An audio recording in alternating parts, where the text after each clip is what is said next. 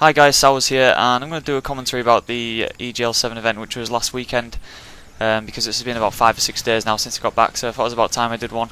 But just quickly before I start, the dual tag will be out for I-Series for those who keep asking. Just a few things to kind of help the development up of that. But yeah, it'll be out for I-Series, so we can't wait to release that, because a lot of effort's gone into that, so yeah, that's just to give you guys a quick update on that.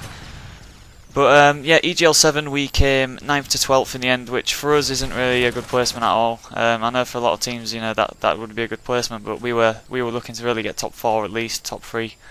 Because even though there was 2 American teams coming over, that's kind of what we expected. But yeah, that's just how things go. Everyone has bad events, you know. But at the end of the day, even though we had the high side of the bracket, I think 9th to 12th really still isn't what. You know, there isn't any excuses for it basically. But yeah, for us, it was a good event overall. I'll talk about what I thought of the event in a bit, but I'll just summarise what happened for us as a team, bracket wise, and who we played and what happened. But our first game, we ended up winning 2-1. We had a bit of a shaky start. We played pretty well still on the first map. We just ended up losing it somehow. We have no idea how, because we absolutely outslayed the other team on it. But we still came away 2-1 against the first team we played. Because the first round was best of 3, so that's why it was a 2-1 win. Then we played Mohog's team, which was Mohog, Exanity, Scott, and Morgs. That's it. They were a pretty good team actually. We beat them 3-0, but yeah, they look pretty strong, and I think they came top 24 in the end, so that was a good result for them to build on, I guess. But then we played Enigma on that same Saturday night. That was our last game of the night.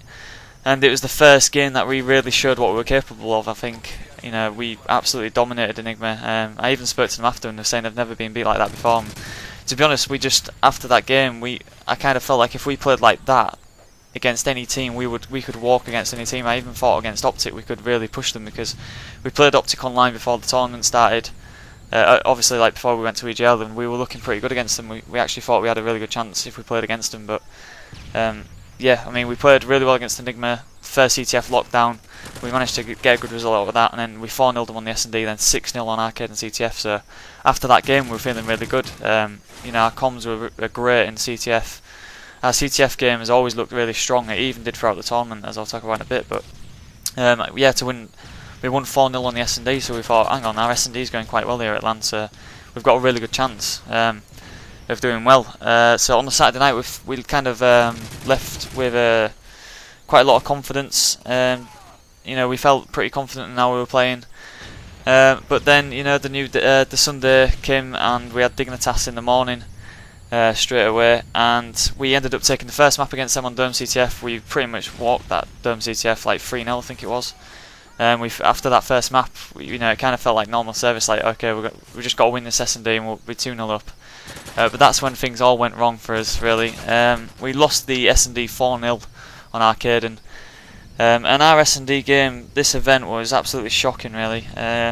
We focused a lot on CTF before the tournament, and kind of our S&D was okay online. You know, we'd trade maps sometimes, but it was really inconsistent.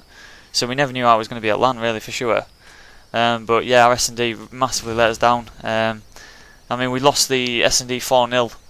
And then it was 1-1 obviously going into CTF bootleg, and I've watched these games back already, and our CTF game was really strong this event, even though we lost a few.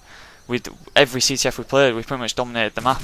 We had map control, quite a lot of it, but we let other teams just get flags. We let other teams flank our base and get sneaky flags, and because of that, it always put pressure on our CTF game. So we felt pressure to dominate every CTF and win every CTF, but it's quite easy just to lose a CTF game if the other team can counter-cap you or whatever. And on bootleg, you know, we had a good start. I think we went 1-0 up, or then maybe they took I can't remember what the score was. It was 1-0 to them, I think, at half time. And then they got another flag on the second side of bootleg, and we just felt like we had map control. I mean, I've watched it back, and we did, but they managed to get another flag, get the 2-0 lead, and we managed to get another flag straight after they got one. And we were just constantly pushing their base, and they just managed to hold on and hold that CTF off. And then obviously they had to win the S&D to take the match, and they won the other S&D on Underground, I think it was, 4-0. So really for us, our S&D has massively let us down. Like, I think if we could have maybe pushed them a bit more on the second S&D, it wouldn't feel so much pressure on winning every CTF. I mean, sorry. but that's just how it is. R&D kind of let us down, and we kind of, to win matches, it felt like we had to win every CTF, and to do that against top teams is a hard feat. You know, even if you feel you're a better team, to win every single CTF against top teams is a hard thing to do. You know, anything can happen on any game type. So yeah, we kind of felt like R&D let us down. We kind of felt like on our CTF we could beat any team on our day, and I still feel like we could. But that's just how it was. We lost 3-1, and that put us into the loser bracket, obviously, and we ended up playing SK in the loser bracket. Obviously, a lot of people wanted to see this game. That's how it was on the main stage, because of the bit of the rivalry between some of our players and theirs, kind of that had been built up before the event. And we went 2-0 up. We looked really strong. But anybody that watched the game, I actually couldn't believe it myself how defensive SK were. The first map arcade, and me and Shane just could not do anything. We won the map in the end, but it was unbelievable. We were trying to push on arcade and bar spawn, but SK had 3 people sat with ARs, just literally sat around their bar. And I watched it back, and I couldn't. At the time, it felt bad, but me and Shane just found it so hard to do anything. So I think it ended up being 0-0 that map, or 1-1. Really low scoring map, but I know SK are known for being a defensive team, but I know for a fact that when they play us, they do it even more. They defend even more. But when I saw it, I couldn't quite believe it. But yeah, that's just how it is. We ended up taking that map anyway, so we managed to grind that map out. Then we won the S&D after that, which was on Carbon, and I almost got an amazing 1v3, but I didn't quite pull it off. But you know, that's how it is. Can't do on every LAN event, can I? But yeah, it would have been good to pull that off. But we won that map in the end as well. I think it was 4-2 or 4-3. So we went 2-0 up, and you know, we still had the feeling that we were kind of grinding these wins out because they were playing so defensive. It was hard to really actually win by a good number of flags. So we still knew we had a lot of work to do. We went into lockdown CTF, and I can't remember what the score was on that, but we ended up losing that as well. So it was 2-1 to us. Then the S&D that we had. I'm just trying to think what map it was. I think it was 4-1 to them. I can't remember what map it was. I think it might have been Arcade. But then we went to the last CTF, which was Bootleg. And once again, Bootleg, we kind of controlled the map pretty well, but we just couldn't break the defence pretty much. And obviously, when you can't break the defence, it leaves you vulnerable to the counter cap basically, because when your team's pushed up on the map, it just takes one of their players just to flank your base, pull the flag, and that's exactly what happened. Like I said, I watched the maps back. We found it easy enough to get map control, pin the other team into their base, but when the team's just playing so defensive, it's hard to break through that, and it kind of cost us really. I mean, our S&D that we lost put us onto the last map, CTF Bootleg, and yeah, we just couldn't take it. We ended up losing it, I think, we lost it in the very dying seconds of the map because Toby flanked our base on Bootleg, pulled the flag down road, and I think it was about 5 seconds left and he put it in. So it was kind of a crap way to lose really, but you know, we came 9th to 12th, and we still I don't personally feel that our CTF game was bad at all. I think we're still one of the strongest CTF teams out there. I feel like we could have beat anybody on our day. I think if we'd have gone through to play Optic, I really do think we could have still given them a real good run for the money, even possibly beat them. But just our S&D game, it was kind of one of those things, like it was going to be an on-the-day thing if our S&D was going to be any good or not. And it just was basically awful all weekend. It meant that because we kept losing all our S&Ds, we couldn't finish games off when we were ahead. So yeah, it kind of put a lot of pressure on our CTF game, but I think there was a lot of rumours flying about our team, and we were kind of laughing at them because we'd not discussed anything about changing our team at all. Because we've got I-Series coming, and we still don't feel like we played that bad. It was just our S&D let us down so bad. So yeah, we're sticking as a team. Nothing's changing. So if you hear anything else, then it's just all a load of crap basically. Anybody saying that we've asked them to join, things like that, what I've heard, some quite funny things that I've heard, but yeah, basically they're just talking nonsense, so don't believe what you've heard. But yeah, we've got I-Series coming up.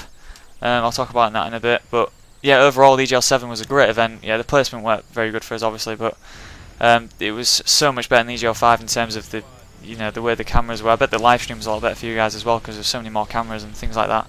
A lot more interviews are done. I did a couple of myself, some online interviews, some written ones, some video ones, which you might see knocking about on YouTube. But yeah, it was a really good event, really enjoyed it, and if EGL can keep that kind of standard up for future events, I can see it being really good. We got 76 teams I think, which was 40 less than the last event, but I think the reason for that, people were saying it's because of the Olympics and things like that, and Black Ops 2, and I think those factors didn't help either, but I think because of the last event, it was a lot of people's first LAN. I mean, we had 100 and something teams, so that's a lot more than we had before. So it was a lot of players' first LAN event, and we ended up spending the Saturday waiting around, just not even playing. So I can imagine a lot of players, if you're listening now and you went to EGL5 and you thought, hang on, it was, you know, we just spent the Saturday just stood around. That was a one-off thing. This last event, you ask anybody, it was really well run. There was games every, you know, good 1 or 2 hours. We weren't ever waiting about really. It was just constantly action going on. So it was so much better this event. So props to EGL on that, and hopefully they can keep improving. And I can definitely see us getting a lot more teams for Black Ops 2 once people start to get a bit more interested in LAN and things like that. But yeah, I'm just going to move on from the EGL7 side of things. Great event, like I said, and I can't wait for the next one, which is EGL8 Manchester, which is in, I think, November. I'm not sure, but it's later this year. And that's going to be like kind of like a national event, grand national event, kind of like what MLG do. So that is definitely the event to be going to if you guys want to be going to your first event or coming to another one. I highly recommend you look at coming to that one because it's going to be a big event. But yeah, I-46 coming up in 2 weeks from now, and a lot of top teams are going to that event as well. There's us, who are obviously Prophecy, TCM, SK, 4K, Dignitas, I think Mythics are coming as well, PH, who came 6th at the last event with T1 and that, and as well, obviously, the American team Collapse are coming out, so it'll be good to see them. So there's no Optic or Fear this event. I forgot to talk about Fear actually coming forth. I mean, I spoke to the guys in their team, a great bunch of guys by the way, you know, great to talk to, and they were pretty disappointed with the result, but I think they've made a roster change now, so hopefully we'll see them coming out to EGL as well, EGL8. But yeah, I-Series has got Collapse coming out. It'll be the first time that I'll see them playing really at LAN and see them in person really, so it'll be good to see them. But we're not sure what the seeds will be, but yeah, we've stuck together as a team, and I still think we can get a top 3 placement. We're going to work on our S&D, and I think if we do that and improve our S&D, we can take the event really. We'll just see how it goes. Really looking forward to it because the last event was great. Just the fact you could, we had our own booth and you can play whenever you want really. So really looking forward to that event, and hopefully we'll see a lot of you teams out there. If we can get around 40 teams, I think that'll be good attendance for that event. Because I know it's quite soon after EGL, so to ask for like 80 something teams would be a bit silly really. But yeah, hopefully you see a lot of you guys out there. And I'm going to wrap that commentary up there, guys, because I know I've gone over on time again, like I usually do with these. But yeah, I'm going to be tweeting out, like I said, like I did at EGL, over I-Series. So if you want to see them, then just follow me on Twitter. The link's in the description below on Sowerz. And yeah, thanks for listening, guys. Sorry to those who were kind of like supporting us, whatever, over the weekend, but hopefully we can make amends for it at I-Series. And yeah, we'll see how it goes. But yeah, thanks for listening, guys. Please drop it a like if you enjoyed it, and I will see you next time. Cheers.